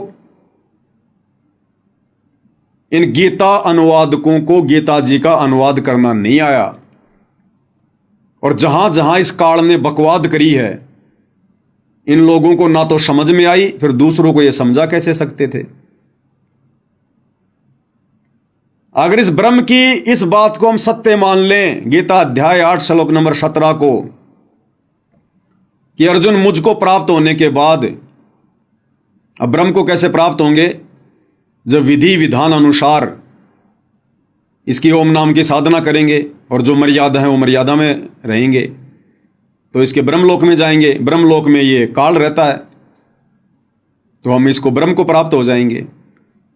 तो अगर गीता अध्याय 8 श्लोक 17 के अनुसार अगर इस काल की इस बात को हम सत्य माने कि मुझको प्राप्त होने के बाद में ये प्राणी कभी जन्म मरण में नहीं आता, तो फिर गुरुदेव भगवान कह रहे हैं फिर तो भैया वो गीता का अध्याय 4 श्लोक 5 और 9, 12 का 2, 10 का 2, फिर तो वो 4 श्लोक फेल हो जाएंगे। अगर 8 के 17 को सही मान के चलें कि ब्रह्म प्राप्ति के बाद में जन्म और मरण नहीं होता, तो फिर गीता अध्याय 4 श्लोक 5, गीता अध्याय 4 श्लोक 9, गीता अध्याय 10 श्लोक 2, गीता अध्याय 12 श्लोक 2, गीता अध्याय 2 श्लोक नंबर 17 कि अविनाशी तो उसको जान जिसको मारने में कोई सक्षम नहीं। और बाकी श्लोकों में क्या लिखा हुआ है कि अर्जुन तेरे और मेरे भी बहुत जन्म हो चुके हैं, तू नहीं जानता मैं जानता हूं, मेरे जन्म और मरण अलौकिक हैं। अगर 8 के 17 को सही मान लें कि ब्रह्म की भक्ति करने से जन्म और मरण समाप्त हो जाता है, जीव कभी मृत्यु में नहीं आता, दोबारा जन्म नहीं होता, तो फिर बाकी श्लोक पहले वाले वो गलत साबित हो जाएंगे। तो इसी प्रकार भाई और बहनों, पहले आप ये सुनिएगा, फिर आगे भक्ति मार्ग में हम इसका विश्लेषण करेंगे। हे अर्जुन, ब्रह्मलोक पर्यंत सब लोग पुनर्वृत्ति में हैं, परंतु हे कुंती पुत्र, मुझको प्राप्त होकर पुनर्जन्म नहीं होता। अगर ये सत्य है ये श्लोक, तो वो चौथे अध्याय का 5वां और 9वां गलत हो गया, और 15वें अध्याय का 16वां और 17वां भी गलत हो गया, और फिर 18वें अध्याय का 62वां, 15वें अध्याय का 4, 1 से लेकर 4, वो सारे श्लोक गलत सिद्ध हो जाते हैं। नहीं, ये समझन का अंतर है। यहां वो क्या कहना चाहता है कि जो इस मेरे प्रोसीजर को नहीं होते और वो मुझे प्राप्त हो जाते हैं, तो मेरे प्राप्त होने वाले को भी जन्म मृत्यु में रहना ही पड़ता। जो ये बात नहीं जानते, तो क्लियर कर दिया गुरुदेव ने। इसी प्रकार भाई और बहनों, अध्यात्म मार्ग में 2014 बरवाला कांड के बाद गुरुदेव भगवान के कलयुगी परिवार ने, इन कोऑर्डिनेटरों ने भगत समाज से जो जो मर्यादा विरुद्ध ये कर्म करवाए हैं, और आदेश किसका बताया? गुरुदेव का, भगवान का, परमात्मा का, कि गुरु जी का आदेश है, हमने 2019 में कांग्रेस सरकार को फुल समर्थन करना है, कांग्रेस सरकार को जिताना है, बीजेपी को हराना है। 2024 में इन्होंने गुरुजी का नाम लेकर नया आदेश निकाल दिया कि अब हमने कांग्रेस को छोड़कर बीजेपी को जिताना है, बीजेपी का फुल सपोर्ट करना है, और जो व्यक्ति बीजेपी को वोट नहीं देगा उसकी आश्रमों में नो एंट्री, उसको गुरुद्रोही घोषित कर दिया जाएगा। हमने राजस्थान के गैंगस्टर आनंदपाल सिंह को शहीद का दर्जा दिलवाने के लिए राजपूत करणी सेना के साथ मिलकर रैलियां निकालनी है, धरने प्रदर्शन करने हैं, और राजपूत करणी सेना को चंदे के रूप में पैसा देना है। गुरुजी का आदेश है। हमने हरियाणा के जाट आरक्षण में जाट भाइयों का समर्थन करना है, उनके धरनों पर जाकर बैठना है, और चंदे के रूप में आरक्षण संघर्ष समिति को पैसा देना है। हमने आन उपासकों के लिए अयोध्या में जाकर भंडारा लगाना है। हरियाणा के गोहाना के सोनीपत में जाट धर्मशाला का 5वां फ्लोर बनाना है। गुरुजी का आदेश है, 1 करोड़ रुपया लगेगा। परशुराम की जयंती में जाना है, जो कि आन उपासना के अंतर्गत आती है। कबीर जयंती में जाना है, सिरसा अनाज मंडी, जो कि आन उपासना के अंतर्गत आती है। हमने गांव गांव जाकर लोगों को राशन बांटना है, उनके मकान बनाने हैं, जो कि परमेश्वर के विधान के खिलाफ है। अगर 2014 बरवाला कांड के बाद गुरुदेव के कलयुगी परिवार के द्वारा यानी कोऑर्डिनेटरों के द्वारा गुरुदेव भगवान का आदेश बताकर पीले पर्चे निकालकर जिस प्रकार से संगत से मर्यादाएं तुड़वाई गई हैं, ये आदेश संगत को बताए गए हैं। यदि भाइयों और बहनों हम इन तमाम आदेशों को यदि गुरुदेव भगवान का आदेश माने तो भाइयों और बहनों फिर 2014 बरवाला कांड से पहले गुरुदेव भगवान ने हमें जितना भी ज्ञान दिया, जितना भी भक्ति विधान बताया, जितने भी नियम बताए, फिर भाइयों और बहनों सारे गलत सिद्ध हो जाते हैं, गलत साबित हो जाते हैं। अगर गुरुदेव के परिवार के द्वारा बताए गए भक्ति विरुद्ध बातों को गुरुजी का आदेश माना जाए तो 2014 बरवाला कांड से पहले गुरुदेव ने दिन रात एक कर दिए हमें भक्ति विधान समझाने के लिए, सत्संग करने के लिए। फिर वो सारे सत्संग फेल हो जाते हैं भाई, क्योंकि गुरुजी का भक्ति विधान कहता है कि बच्चों हमने गेम नहीं खेलना, गेम खेलने में किसी का सहयोग भी नहीं करना हमने। और गुरुदेव के परिवार ने धनाना गांव में बैडमिंटन का स्टेडियम बना दिया। तो किसका विधान सही, किसका विधान गलत? फिर तो गुरुदेव भगवान दोगले हो गए। 2014 से पहले तो वो क्या बताया करते थे, और इन लोगों के अनुसार फिर 2014 के बाद जेल में जाकर वो क्या आदेश दे रहे हैं। हरियाणा के जाट आरक्षण में भक्तों को जाकर बैठा दिया कि गुरुजी का आदेश, जबकि 2014 बरवाला कांड से पहले गुरुजी ने क्या बताया, एक बार गुरुदेव के मुख कमल से सुन लेते हैं। गुरुदेव भगवान कहते हैं, दुनिया से ती दोस्ती पड़े भजन में भंग, एकाएकी राम से या साधु के संग। कबीरा दुनिया से ती दोस्ती ओए भजन में भंगे, एकाएकी राम से है कै साधु के संगे। बिना सत्संगी के पास बैठने में भी आपको पाप लगेगा, आपका भजन भंग हो सकता है। तो इसलिए बताया, या तो अपने सत्संगी द्वारा जा बैठे या फिर अपना नाम पर लगा रहे। अगर आप किसी दूसरे के पास बैठोगे हुक्का पाड़ पे तो जान देने का लो पी लो न मेरे यार, तो नो कहेगा ना मन तो छोड़ दिया। क्यों क्या हो गया भाई, नाम ले लिया ओ तुरे सोचू खा कर बिल्ली नो कहा आज करन चाली, यानी 36 ताने मारेगा। और फिर नो कहेगा भाई काल न तो रोटी भी छुटवाओगे तेरी, यो जा रहा है सत्संग देखा। तो आपके मन में विक्षेप हो सकता है, 1 दिन में 2 दिन में 3 दिन में तो जरूर अपना रंग वो चढ़ा कर मानेगा। तो इस करके उड़ा बैठे नहीं उस दौरे, अपना सत्साहिब कर उठ कर चलता बना। कोई प्रेमी दौरा बैठे, प्रेमी नहीं है तो अपनी कैसेट ला ले, कैसेट भी नहीं है तो अपना नाम सुमन लाग जा, खेत में चला जा, घूमे जा, भजन करें जा, अपना डोला पा हंडे जा, वैसे बैठ कर ले जा डेके में धूप में कोठड़े का गए अपनी चारपाई ना कर। तो कहते हैं कबीरा रसरी पाँव में केसो वै सुख चैने, यो श्वास नंगारा कूच का तेरा बाज रहा दिन रहने। तो अगर बरवाला कांड के बाद में सतलोक आश्रम मैनेजमेंट हरियाणा के द्वारा गुरुजी का यह आदेश बताकर हमें हरियाणा के जाट आरक्षण में जाकर बैठने का, उनका समर्थन करने का, उनको चंदा देने का आदेश यदि हिसार जेल से था गुरुदेव का, तो भाई और बहनों फिर ये सत्संग फेल हो जाते हैं गुरुदेव भगवान के, फिर परमात्मा का सत्संग रूपी विधान फेल हो जाता है। 2014 बरवाला कांड के बाद इन लोगों ने गुरुदेव भगवान का आदेश बताकर कभी कांग्रेस का समर्थन करवा दिया, कभी बीजेपी का समर्थन करवा दिया। और गुरुदेव भगवान ने 2014 बरवाला कांड से पहले अपने प्रवचनों में राजनीति के विषय में क्या बताया कि भगत के लिए राजनीति कितनी खतरनाक है। एक बार गुरुदेव के मुख कमल से सुन लीजिएगा। इस दास के सामने भी आके एक आधा बोला जो ज्ञान को नहीं परिचित है, वो कहता जी मैं सरपंच का इलेक्शन लड़ दूं, सारा गांव को है तू उठ ले।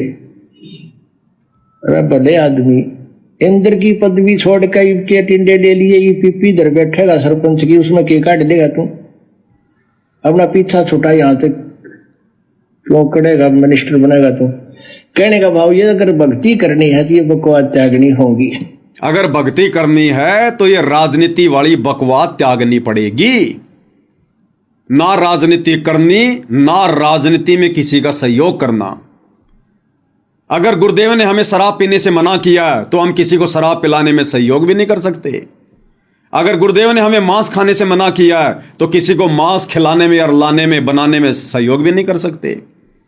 अगर गुरुदेव ने हमें बीड़ी सिगरेट पान मसाला खाने से मना किया है, हम किसी को लाकर भी नहीं दे सकते, माचिस भी नहीं दे सकते। इसी प्रकार यदि गुरुदेव ने हमें राजनीति करने से मना किया है तो फिर हमने राजनीति करने में किसी का सहयोग भी नहीं देना, किसी का समर्थन भी नहीं करना। फिर वो महापाप हो जाएगा, महापाप। तो बताओ भाई और बहनों, फिर किसका आदेश माने? और ये पीला पर्चा निकाल दिया गया 29/10/2020 को। सभी भक्तात्माओं से प्रार्थना है कि सतगुरुदेव जी का आदेश आया कि बीजेपी को वोट देना है।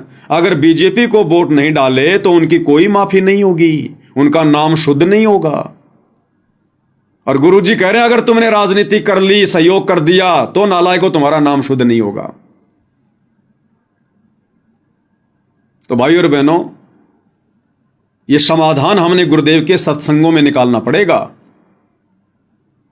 तो जिस प्रकार से इन ज्ञानहीन लोगों ने गीता जी को ना समझकर उसका उल्टा अनुवाद करके भगत समाज को उलझा दिया है, उसी प्रकार से इन कोऑर्डिनेटरों ने सतगुरु रामपाल जी परमेश्वर जी के कलयुगी परिवार वालों ने इस ज्ञान का अज्ञान करके अपना मनमाना आचरण लागू करके इन्होंने भगत समाज को उलझा दिया है। काल प्रेरणा से धीरे धीरे ज्ञान का ज्ञान करने में लगे हुए हैं। इसलिए परमेश्वर ने हमें यह तत्व ज्ञान युक्त सत्संग दिए कि बच्चों, ये सत्संग तुम्हारे लिए टॉर्च का काम करेंगे, टॉर्च का काम। इस ज्ञान की रोशनी में तुमने स्वयं निर्णय करना है, नीर खीर का निवेरा करना है कि हमने गुरुदेव के द्वारा दिखाए गए मार्ग पर चलना है या काल प्रेरणा से गुरुदेव के कलयुगी परिवार के द्वारा हमें जो कुमार्ग दिखाया जा रहा है हमने उसके ऊपर चलना है। तो इस प्रकार से भाइयों और बहनों हमने सत्संगों का निष्कर्ष निकालना पड़ता है। अब यह संगत भाइयों और बहनों भ्रमित हुई कैसे? कारण एक ही है, ज्ञान को अच्छे से ना समझना। सत्संग को सुन के उसके ऊपर चिंतन मनन ना करना, यह सबसे बड़ी कमजोरी रही हमारी। तो गुरुदेव भगवान हमें क्या समझा रहे हैं एक सत्संग के माध्यम से? ठीक उसी प्रकार वर्तमान में यह लाखों की संगत भ्रमित हो चुकी है। जिस प्रकार से श्री ब्रह्मा जी की उस क्रिया को देखकर उसके वंशज भ्रमित हो गए, ब्राह्मण भ्रमित हो गए, और फिर उन ब्राह्मणों को देखकर बाकी समाज भ्रमित हो गया। उसी प्रकार आज वर्तमान में गुरुदेव के कलयुगी परिवार को देखकर कोऑर्डिनेटर भ्रमित हो गए, और फिर इन कोऑर्डिनेटरों को देखकर बाकी संगत भ्रमित हो गई। अब गुरुदेव भगवान हमें क्या समझा रहे हैं इस सत्संग में? इस सत्संग में गुरुदेव भगवान हमें कह रहे हैं कि जब ब्रह्मा जी उत्पन्न हुआ कमल के फूल पर, उसके बाद समुद्र मंथन में ब्रह्मा जी को चारों वेद दिए गए। ब्रह्मा जी ने चारों वेदों को पढ़ा, और चारों वेदों को पढ़कर ब्रह्मा जी ने एक ओम मंत्र सेलेक्ट कर लिया। बिल्कुल सही था, क्योंकि वेदों के अनुसार ओम मंत्र ही सत्य है। वेदों में केवल काल तक की साधना का वर्णन है, ओम नाम ही है। अब इस ब्रह्मा जी ने ओम नाम तो ले लिया वेदों से, और उसके बाद इसको आकाशवाणी हुई काल की कि तप करो, तप करो, तपो तपो कर वाक्य सुनाया, लोक रचो बल मेरी माया। अब यहां ब्रह्मा जी फैल हो गया। यहां ब्रह्मा जी कंफ्यूज हो गया और ब्रह्मा जी ने उस आकाशवाणी को परमात्मा की आकाशवाणी समझकर तप भी करना शुरू कर दिया, जबकि परमात्मा का विधान तो वेदों में है। तो ब्रह्मा जी ने वेदों के अनुसार तो ओम नाम की साधना शुरू कर दी और उस आकाशवाणी को परमात्मा की आकाशवाणी मानकर, जो काल की आकाशवाणी थी, वेदों के विरुद्ध उसने तप करना शुरू कर दिया, क्योंकि तप करना वेदों में कहीं नहीं लिखा हुआ। अब ब्रह्मा जी की इस क्रिया को देखकर उसके वंशजों ने, मनु आदि ने यही प्रक्रिया करनी शुरू कर दी और उन ब्राह्मणों को देखकर फिर आम समाज के लोगों ने शुरू कर दी। अब यही हालत वर्तमान में परमेश्वर रामपाल जी की सतलोक आश्रमों से जुड़ी हुई संगत की हो गई। हम सभी भगत भाई बहनों ने शास्त्र अनुकूल शत भक्ति परमेश्वर रामपाल जी के सत्संगों से करनी शुरू कर दी। जिस प्रकार वेदों से ब्रह्मा जी ने ओम नाम लेकर शत भक्ति करना शुरू किया, तो शत भक्ति शास्त्र अनुकूल साधना तो हम भगत भाई बहनों ने गुरुदेव के सत्संग सुन सुन के उनसे उपदेश लेकर करनी शुरू कर दी। बिल्कुल ओके। अब गुरुदेव भगवान के जेल जाने के बाद में हिसार जेल से जो ऑडियो बताई गई, जो वीडियो बताए गए, जो लेटर निकाले गए या कोऑर्डिनेटरों के द्वारा जो पीले पर्चे निकाले गए, उस आकाशवाणी ने भगत समाज को भ्रमित कर दिया। जिस प्रकार ब्रह्मा जी को काल ने आकाशवाणी करके वेदों के विरुद्ध साधना शुरू करवा दी।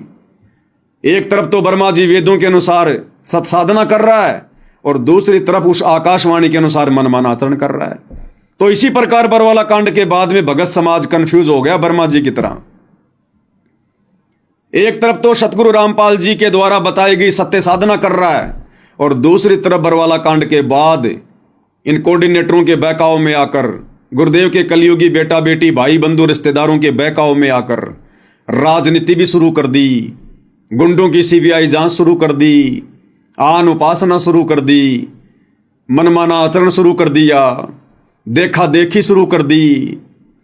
ये इन्होंने मनमाना आचरण शुरू कर दिया।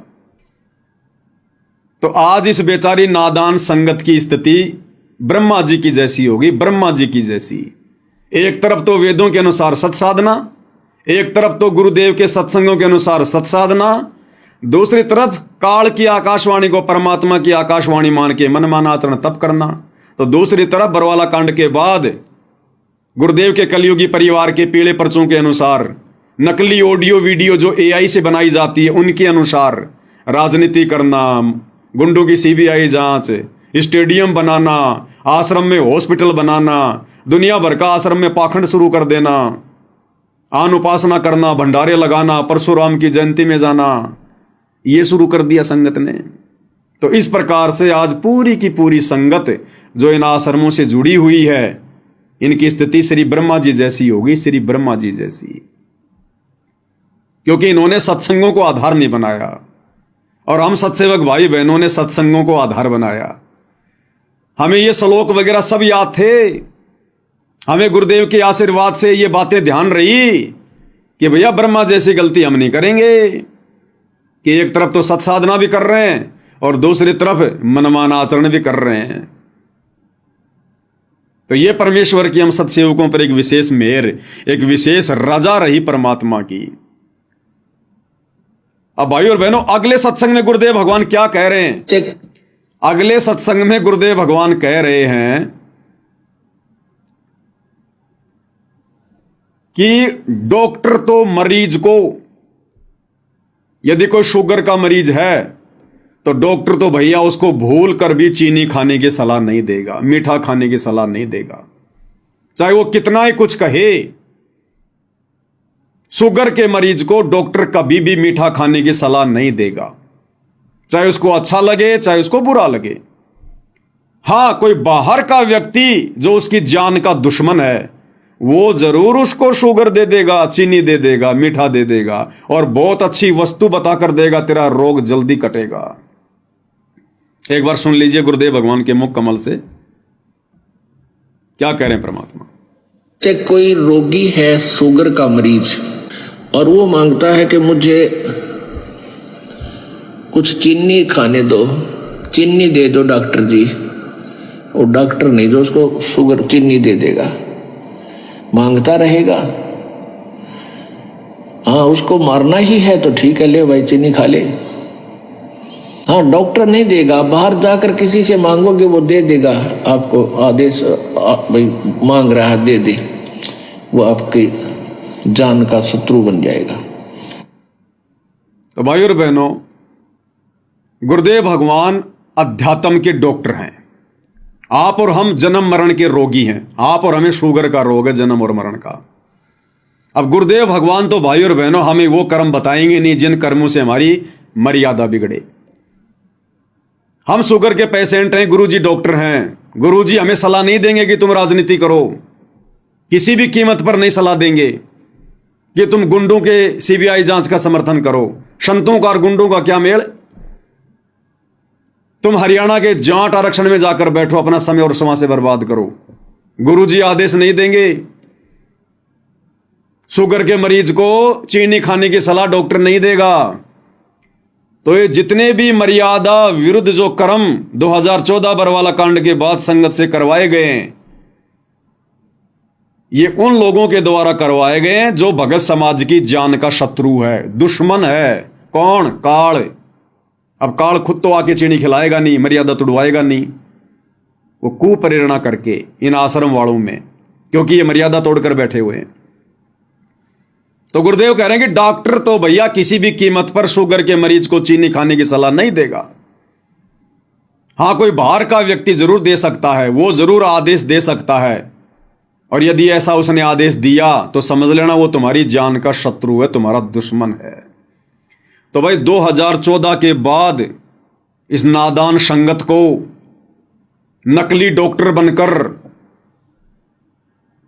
और जो ये चीनी खाने का आदेश दिया है, राजनीति करने का, स्टेडियम बनाने का, आश्रम में हॉस्पिटल बनाने का, आश्रमों पे आश्रम बनाने का, अनमोल समय और समासें बर्बाद करवा दी गई भक्तों की, आरक्षणों में बैठने का, गुंडों की सीबीआई जांच का समर्थन का, अयोध्या में भंडारा लगाने का, जाटों की धर्मशाला बनाने का, सुदामा के महल बनाने का, अन्नपूर्णा मुहिम के तहत गांव गांव जाकर राशन बांटने का, परशुराम की जयंती में जाने का,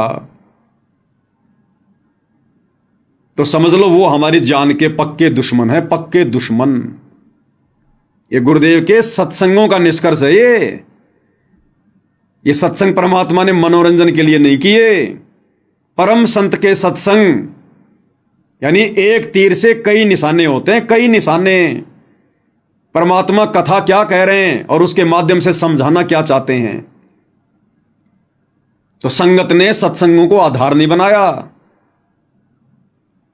ये तत्वदर्शी संत के सत्संग हैं। ये प्रेमानंद जी की मीठी मीठी बातें नहीं है, राधे राधे नहीं है। ये गूढ़ ज्ञान युक्त हैं, रहस्य युक्त हैं, कोड वर्ड में हैं। समय आने पर इनका इस्तेमाल करना पड़ता है, कौन सी बात कहां फिट होती है। तो भगत समाज को विचार कर लेना चाहिए कि हमारे शत्रु 2014 के बाद ये उल्टे कर्म करवाकर गुरुदेव का कलयुगी परिवार बना हुआ है, या फिर गुरुदेव भगवान हमारे शत्रु हैं। ये गुरुदेव के ज्ञान आधार से मैच कर लेना भाई, और अपना बचाव कर लेना, नहीं तो माफी नहीं है। अब गुरुदेव भगवान ने क्या बताया भाई और बहनों, इस ज्ञान को अच्छे से समझने के बाद में, जैसे वर्तमान में जो स्थिति आप और हम सभी सत्सेवक भाई बहनों की हो चुकी है, गुरुदेव के इस अमर वचन के अनुसार, सत्संग के अनुसार, गुरुदेव ने क्या बताया कि गीता जी अध्याय 8 श्लोक 1 में अर्जुन ने ब्रह्म से पूछा कि आपने अध्याय 7 के श्लोक नंबर 29 में आपने जिस तत्व ब्रह्म की बात की है, सच्चिदानंद घन ब्रह्म की बात की है, वो कौन है? तो उसका जवाब गीता अध्याय 8 श्लोक नंबर 3 में दिया कि वो सच्चिदानंद घन ब्रह्म है, वो कबीर परमेश्वर है, वो कबीर वाणियां हैं, सच्चिदानंद घन ब्रह्म की वाणियां हैं, जिनमें सारे धर्म और उन कर्मों की जानकारी है। कि वो तत्व ब्रह्म कौन है? कि वो सच्चिदानंद घन ब्रह्म है। और फिर आगे क्या बताया गुरुदेव ने कि उस तत्व ब्रह्म से परिचित होने के बाद, उस पूर्ण परमात्मा के विधान से परिचित होने के बाद में, तत्व ब्रह्म से परिचित होने का मतलब है उस पूर्ण ब्रह्म परमात्मा कबीर देव सतगुरु रामपाल जी के तत्व ज्ञान से परिचित होने के बाद, हर प्रकार से सभी की उन धार्मिक यज्ञों की जानकारी होने के बाद, ये प्राणी फिर कोई गलती नहीं कर सकता। फिर ये केवल जरा और मरण से छूटने का ही प्रयत्न करेगा। यहां की किसी भी सांसारिक चीज में कोई इच्छा नहीं रखेगा, यहां की किसी भी बकवाद में अपना पैर नहीं उड़ जाएगा। उस तत्व ब्रह्म से परिचित होने के बाद, यानी उस तत्वदर्शी संत के तत्व ज्ञान से परिचित होने के बाद, ये प्राणी फिर गलती नहीं कर सकता। फिर केवल इसको अपना रोग दिखाई देगा कि तू तो जन्म और मरण का रोगी है, अपना रोग कटवा ले भाई, नहीं तो दुर्गति भयंकर हो जाएगी। यहां पे क्या कह रहे हैं परमात्मा, ध्यान से सुनिए भाई और बहनों, फिर हम इसका निष्कर्ष निकालेंगे। अध्याय नंबर 8 के श्लोक नंबर 1 में अर्जुन ने पूछा कि आप जी ने जो 7वें अध्याय के 29वें श्लोक में बताया है कि तत्ब्रह्म को जान के और सारे अध्यात्म स्पिरिचुअल नॉलेज से, कंप्लीट स्पिरिचुअल नॉलेज, संपूर्ण अध्यात्म ज्ञान से परिचित और सभी कर्मों से परिचित प्राणी केवल जरा और मरण के इस संकट से छूटने का प्रयत्न करता है। जरा माने बुढ़ापा, बुढ़ापे का दुख, मरण माने मृत्यु का कहर। ये दोनों दुख यहाँ पर कंपलसरी। तो जिसको ये ज्ञान हो जाता है, जो तत्वदर्शी संत की शरण में चले जाते हैं, उनको तो संपूर्ण अध्यात्म ज्ञान प्राप्त हो जाता है। फिर वो केवल उस तत्ब्रह्म से परिचित हो जाते हैं, तत्ब्रह्म से और सारे अध्यात्म ज्ञान से, सब कर्मों से। जैसे कोई किसी से कोई धोखा करेगा तो उसका फल भोगना पड़ेगा, चोरी करेगा तो वो देना पड़ेगा, उसके गधा बन कर देना पड़ेगा। तो ये कर्मों से परिचित हो जाने के उपरांत प्राणी गलती नहीं करेगा, भूखा रह सकता है। क्या कह रहे हैं गुरुदेव, उस तत्व ब्रह्म से परिचित होने के बाद, तत्वदर्शी संत से उपदेश लेने के बाद, तत्व ज्ञान से परिचित होने के बाद, अब गुरुदेव के जो सत्संग है वो तत्व ज्ञान है, उससे परिचित होने के बाद ये प्राणी फिर गलती नहीं कर सकता। तो भाई और बहनों, यदि ये नादान संगत जो आज सतलोक आश्रमों से जुड़ी हुई है, अगर ये गुरुदेव भगवान के तत्व ज्ञान युक्त सत्संग सुनकर उस तत्व ज्ञान से, तत्व ब्रह्म से परिचित हो गई होती, तो भाई और बहनों फिर ये बकवाद नहीं कर सकते थे। फिर किसी का पेड़ा पर्चा इनको डगमग नहीं कर सकता, कोई भी कोऑर्डिनेटर इनको उल्टे रास्ते पर नहीं चला सकता था, गुरुदेव का परिवार संगत को भ्रमित नहीं कर सकता था, आरक्षणों में नहीं बैठा सकता था, गुंडों की सीबीआई जांच में नहीं बैठा सकता था, किसी भी कुपात्र के हाथों में फिर यह संगत 1 रुपया भी भूल कर नहीं देती, अगर यह संगत तत्व ब्रह्म से परिचित हो जाती तो। इसलिए दास बार बार कहता है कि आश्रमों से जुड़ी संगत को तो तत्व ज्ञान की छींट भी नहीं है। अब उस तत्व ब्रह्म से कौन परिचित हुआ? सारे धर्मों की, उन कर्मों की, आध्यात्मिक यज्ञों की जानकारी किसको प्राप्त हुई? केवल साध संगति से जुड़े हुए सत्सेवक भाई बहनों को। तभी तो हमें अपना ये जन्म मरण का रोग दिखाई दे रहा है। हम लोग एक एक कदम भक्ति मार्ग पर फूंक फूंक के रख रहे हैं कि हम किसी के पीले पर्चों के गुलाम नहीं हैं, हम गुरुजी के कलयुगी परिवार के गुलाम नहीं हैं, हम किसी कोऑर्डिनेटर के गुलाम नहीं हैं, हम गुलाम हैं अपने भगवान के और उनके तत्व ज्ञान के। सत्संग ही हमारे गुरु हैं, ज्ञान ही हमारा गुरु है, और जैसा हमें परमात्मा का विधान निर्देशित करेगा हम वैसा ही चलेंगे। तो तत्व ज्ञान से, तत्व ब्रह्म से केवल सत्सेवक भाई बहन परिचित हुए हैं, जो काल की किसी भी प्रकार की सूक्ष्म चाल में फंसने से बचे हुए हैं। और तभी भाई और बहनों हम यहां से अपनी भक्ति को सफल करके गुरुदेव के साथ में बाहर निकल पाएंगे। इसलिए तो परमात्मा कहते हैं, ये संसार विघ्न की घाटी कोई निकलेगा बिरला सूर। ये संसार विघ्न की घाटी है, बहुत टेढ़ा मेढ़ा रास्ता है, काल इतनी आसानी से भक्ति परवान नहीं चढ़ने देगा, मर्यादाओं में नहीं रहने देगा। ये संसार विघ्न की घाटी और कोई निकलेगा बिरला शूर। कौन बिरला? जो उस तत्व ब्रह्म से परिचित हो जाएगा। तत्व ब्रह्म से अब ये नादान संगत भाई और बहनों ना तो उस तत्व ब्रह्म से परिचित है और ना तत्व ज्ञान से परिचित है। तत्व ब्रह्म कौन?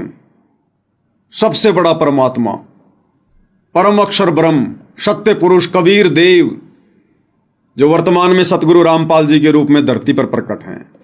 ये है वो तत्व ब्रह्म, सार ब्रह्म, सार शब्द, भक्ति का सार, भक्ति का मूल, भक्ति का निष्कर्ष। इस तत्व ब्रह्म से केवल संगत परिचित है, साध संगति से जुड़े हुए भाई बहन। और इसी कारण से हम भाई बहनों ने अपने गुरुदेव भगवान के अलावा किसी अन्य को परमात्मा मानने से बिल्कुल इनकार कर दिया। हमारे हृदय में, हमारे दिलो दिमाग में, हमारे घर में, हमारे घट में हमारे पूज्य गुरुदेव भगवान के अलावा दूसरा कोई तत्व ब्रह्म नहीं है। हमारे खुद के भाई बहन हमारे को भ्रमित करना चाहते हैं, हमें डगमग करना चाहते हैं काल प्रेरणा से। काल खूब कोशिश करवा रहा है। एक वो 25 मिनट की इन्होंने AI से फिल्म बनाई, संत और परमात्मा का अद्भुत मिलन। वो काल ने इसीलिए तो बनवाई कि साथ संगत वालों को भ्रमित किया जाए, और ऑलरेडी जो लोग आश्रमों में आते हैं जो भ्रमित हैं उनको और ज्यादा भ्रमित किया जाए और गुरु को परमात्मा ना मानने दिया जाए।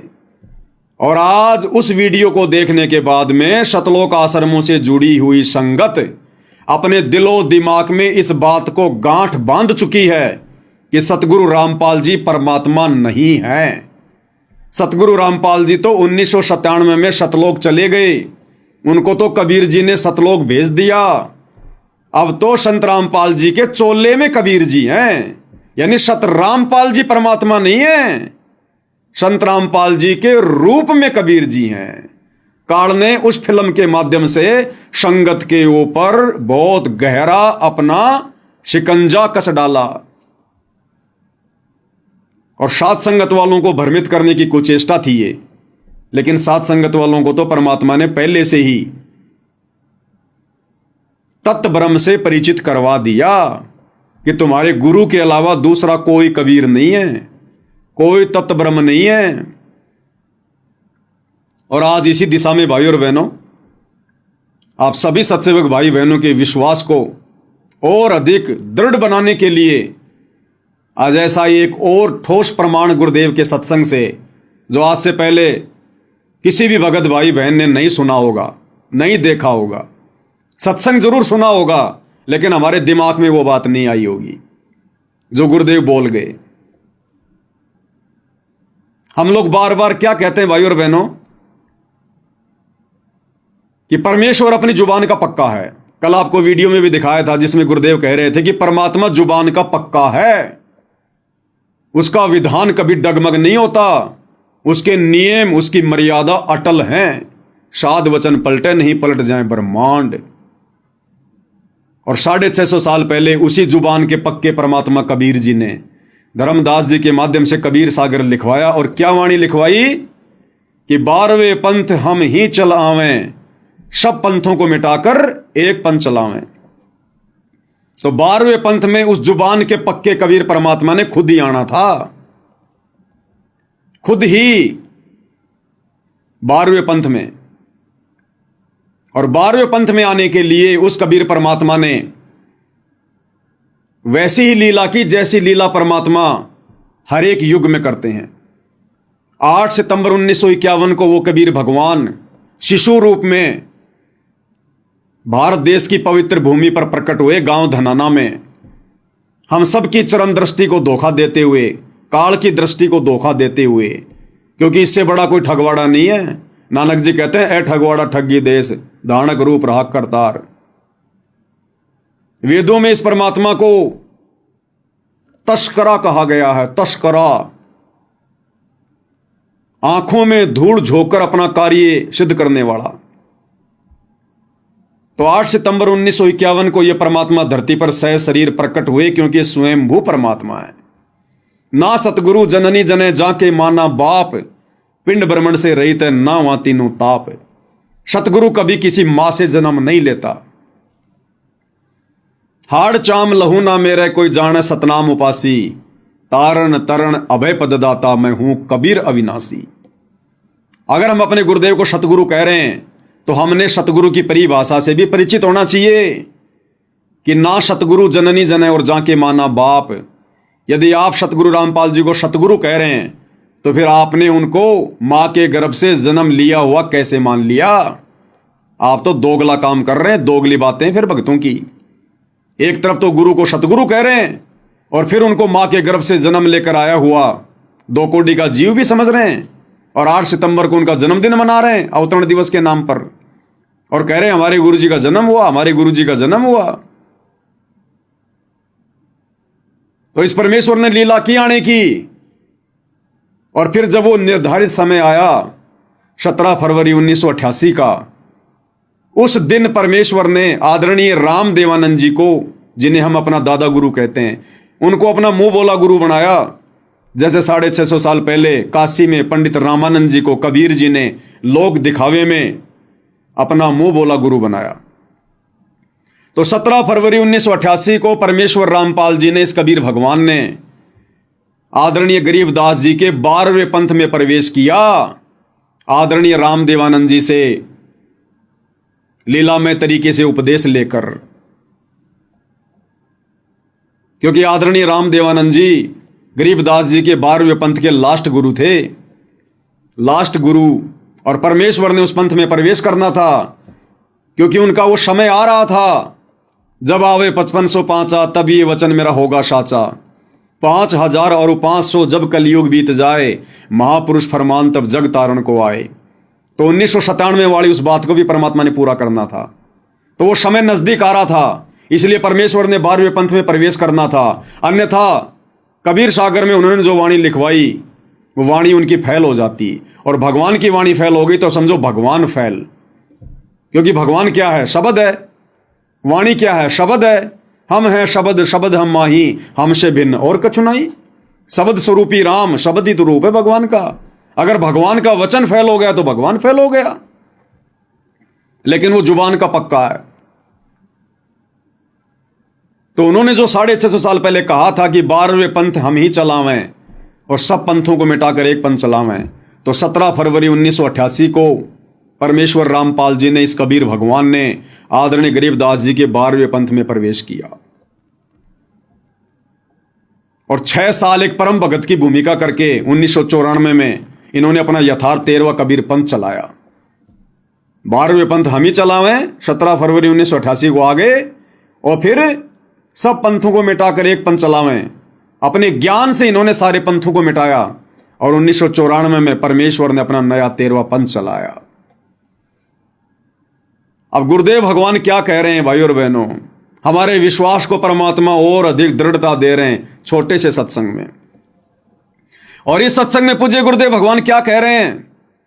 आपने हर एक सत्संग में सुना होगा, जिसमें गुरुदेव भगवान कहते हैं कि मुझ दास को अपने पूज्य गुरुदेव जी से 1993 में सत्संग करने की आज्ञा मिली, और 1994 में नाम उपदेश करने की। लेकिन आज क्या कह रहे हैं गुरुदेव भगवान? सारा मसाला, सारे संकेत गुरुदेव ने इन्हीं सत्संगों में छुपा कर रखे हैं, लेकिन समय आने पर परमात्मा उनका खुलासा कराते हैं ठीक के समय पर। इस सत्संग में क्या कह रहे हैं गुरुदेव भगवान? कह रहे हैं कि पुण्यात्माओं, इस दास ने सन 1988 से सत्संग करना प्रारंभ किया था। कब से? 1988 से। पहले आप गुरुदेव भगवान के मुख कमल से सुनिए भाई और बहनों, फिर आपको समझाते हैं कैसे। आपको दास ने बहुत बार बताया, इन वेदों और गीता जी और पुराणों का ज्ञान दास को सन 2000 में हुआ। उससे पहले सन 1988 से सन 2000 तक 12 वर्ष तक इस दास ने, इस गरीबदास साहिब जी की वाणी के आधार से सत्संग किया।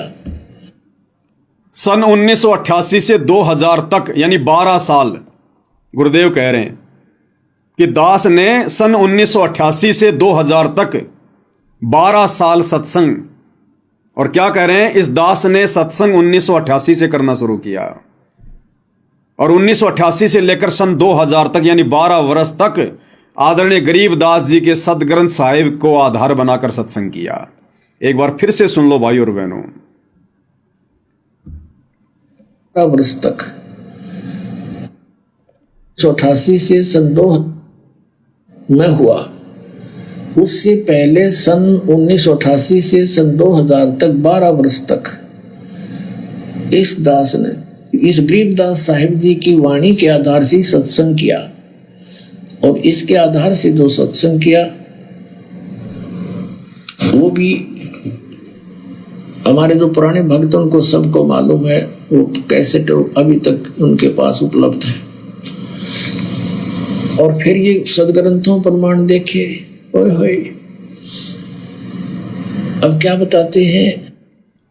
तो गुरुदेव भगवान ने सत्संग का समय क्या बताया? 1988 से सन 2000, 12 साल गरीबदास जी की वाणियों के अनुसार मैंने सत्संग किया। परमात्मा कह रहे हैं कब से कब तक?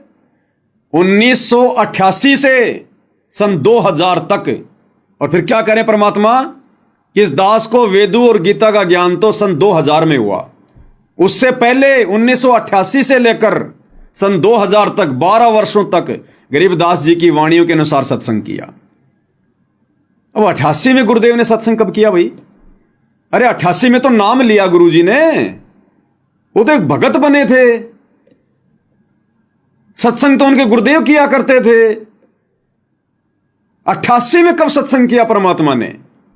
17 फरवरी 1988 को तो उन्होंने उपदेश लिया भाई। ये आश्रम वाले गुरुदेव का बोध दिवस मनाते हैं 17 फरवरी को, कि 17 फरवरी 1988 को संत रामपाल जी को अध्यात्म का ज्ञान हुआ। उससे पहले तो संत रामपाल जी को पता ही नहीं था कि भक्ति क्या होती है। इस कारण से ये आश्रम वाले गुरुदेव को जीव मानकर, मनुष्य मानकर उनका बोध दिवस मनाते हैं। बोध यानी ज्ञान, बोध यानी ज्ञान, और दिवस यानी दिन, वो दिन जिस दिन संत रामपाल जी को आध्यात्मिक ज्ञान हुआ। और गुरुजी कह रहे हैं कि मैंने 1988 में सत्संग करना शुरू कर दिया था। अरे भैया, कबीर पंथ में 1988 में सत्संग कौन करेगा? जिसको पूरा ज्ञान होगा। अब भाई और बहनों, 17 फरवरी 1988 को गुरुदेव ने सत्संग किया, और सत्संग कौन कर सकता है? परमात्मा। आपको कई बार सुनाया गुरुदेव के मुख कमल से कि सच केवल परमात्मा ही कह सकता है, सत्संग केवल परमात्मा ही कर सकता है, दूसरा कोई सच कह ही नहीं सकता। अब यहां गुरुदेव क्या कह रहे हैं कि इस दास ने 1988 में सत्संग करना शुरू कर दिया। और सत्संग कौन कर सकता है? सुन लो। परमात्मा, सत्संग परमात्मा ही किया करते हैं, क्योंकि सत्य भगवान ही बोल सकता है, सत्य परमात्मा ही बता सकता है। क्लियर हो गया? सत्संग परमात्मा ही कर सकता है, भगवान ही करता है। और गुरुजी कह रहे हैं कि मैंने 1988 से सत्संग करने शुरू कर दिए थे। तो भाई और बहनों, पहला सत्संग गुरुदेव ने कब किया? इस कलयुग की बिचली पीढ़ी में 17 फरवरी 1988 को। और 17 फरवरी 1988 को पहला सत्संग यानी पहला ज्ञान, पहला उपदेश किसको दिया? दादा गुरुजी को, आदरणीय राम देवानंद जी को। 17 फरवरी 1988 को परमेश्वर रामपाल जी ने नाम उपदेश दिया, उनको ज्ञान दिया कि प्यारी आत्मा, अब तेरा काम समाप्त हुआ, तेरे को केवल यहीं तक लेकर आना था मैंने। अब बैठ के तू अपनी भक्ति कर, और लोक दिखावे में आप मेरे गुरु बने रहो, और बाकी मैंने आपको उपदेश दे दिया है, अपनी भक्ति करो, अपना बेड़ा पार कराओ। और गुरुदेव ने क्या बताया कि मेरे गुरुजी ने मुझे प्रथम नाम और शतनाम दोनों एक साथ दे दिए, जबकि उन्होंने नहीं दिए, उनके पास तो था ही नहीं। 17 फरवरी 1988 को परमेश्वर रामपाल जी ने अपने मुंह बोले गुरु आदरणीय राम देवानंद जी को, क्योंकि वो अच्छी आत्मा थी, और अच्छी आत्मा को दोनों मंत्र एक साथ दिए जा सकते हैं, प्रथम नाम और शतनाम। तो परमेश्वर रामपाल जी ने 17 फरवरी 1988 को आदरणीय राम देवानंद जी को ये प्रथम नाम और शतनाम दोनों एक साथ दिए और उसके एक सप्ताह के अंदर अंदर उनको सार नाम दे दिया। लेकिन सार शब्द नहीं, सार शब्द तो उनको दोबारा से मनुष्य जन्म लेना पड़ेगा। गुरु का गुरु बन के कभी कोई पार नहीं हो सकता। यहां से गुरु की भूमिका निभा के कोई पार नहीं हो सकता। 650 साल पहले पंडित रामानंद जी ने कबीर जी के गुरु की भूमिका निभाई, पार हो गया, दोबारा से जन्म लेना पड़ा। तो 1988 में पहला सत्संग गुरुदेव भगवान ने 17 फरवरी के दिन, जिस दिन को ये नादान सतलोक आश्रम वाले गुरु को मानुष मानकर और बौद्ध दिवस के रूप में मनाते हैं, हम सत्सेवक भाई बहन नहीं मनाते, कभी नहीं मनाया। हम तो इनको भी मना करते हैं उल्टा कि क्यों मूर्खता कर रहे हो, कल को पछताना पड़ेगा। अरे जगत गुरु वो होता है जो पूरे संसार को ज्ञान दे, और जगत गुरु का कभी बौद्ध दिवस नहीं मनाया जाता। दूसरे से ज्ञान लेकर कभी कोई जगत गुरु नहीं बनता। तो भाई और बहनों, जो गुरुदेव भगवान कह रहे हैं ना कि इस दास ने 1988 से 2000 तक सत्संग किए, तो 1988 में सत्संग, और सत्संग कौन कर सकता है? भगवान। इसलिए अब वो वाणी सत्य साबित होती है कि 12वें पंथ हम ही चलावें। ये कबीर परमेश्वर स्वयं है, ये जुबान का पक्का है। ये कलयुग की बिचली पीढ़ी है भाई और बहनों। परमात्मा आप और हमें एडी से चोटी तक फुल कर देंगे।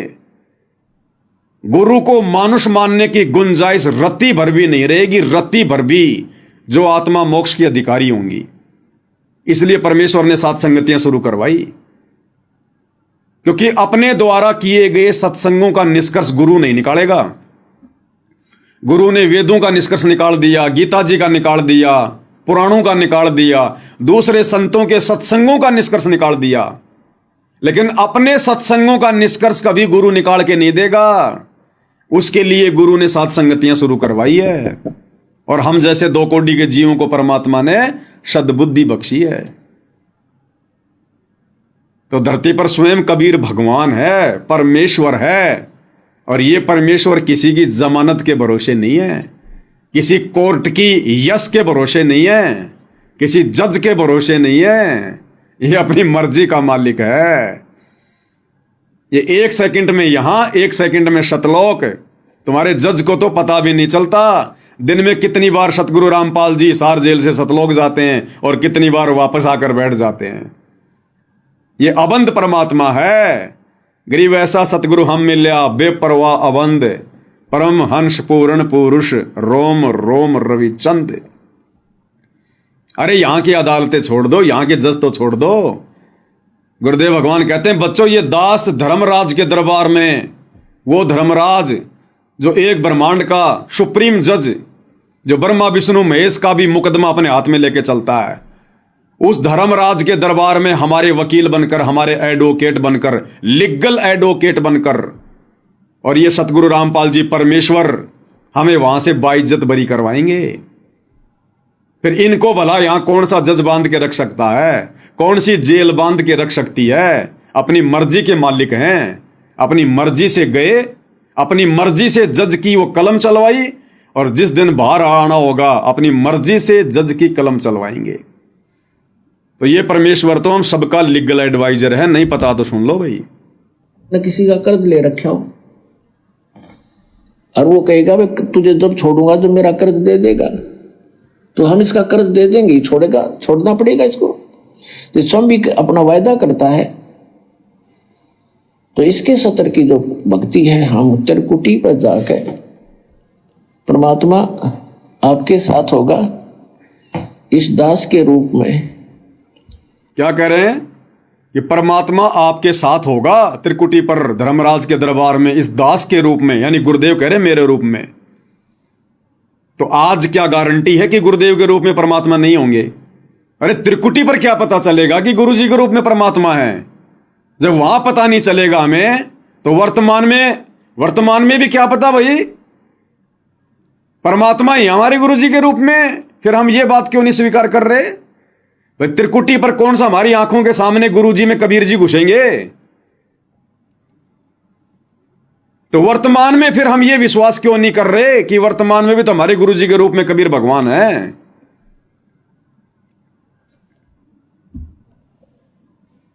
आपके सारे अकाउंट कराएगा।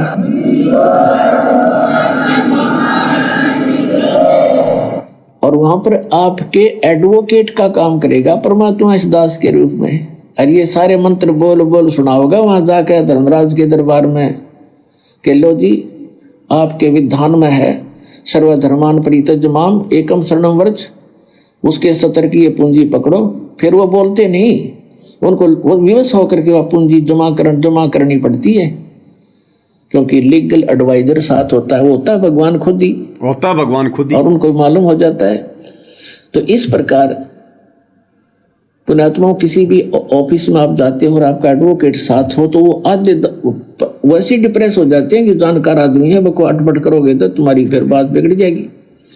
तो इसलिए गुरु की आवश्यकता आपको अंतिम श्वास तक पड़ेगी। और गुरु पूरा गुरु हो। अब भाई और बहनों, यहां के जजों को तो भारत देश के संविधान का भी पूरा ज्ञान नहीं होता। सुप्रीम कोर्ट के जज को भारत के संविधान का भी पूरा ज्ञान नहीं होता, उसको भी देखना पड़ता खोल खोल के। और फिर पूरी दुनिया में कितने देश, कितने संविधान, और फिर 5 करोड़ पृथ्वियां तो अकेले स्वर्ग में हैं, वहां के कितने जज होंगे, कितना संविधान होगा। और इस परमेश्वर रामपाल जी के आगे वो एक ब्रह्मांड का, तीनों लोगों का सुप्रीम जज धर्मराज भी थर थर कांपता कि भाई जानकार आदमी है, ये भगवान है, अगर जरा भी अटपट कर दी तो मामला बिगड़ जाएगा, इनसे बढ़कर कानून का जानकार और कोई नहीं है। तो भाई और बहनों, ये परमात्मा किसी जज के दबाव में बैठे हैं क्या? इनको किसी वकील की जरूरत है क्या बाहर आने के लिए? ये केवल भाई और बहनों यहां के विधान को पूरा करते हैं परमात्मा।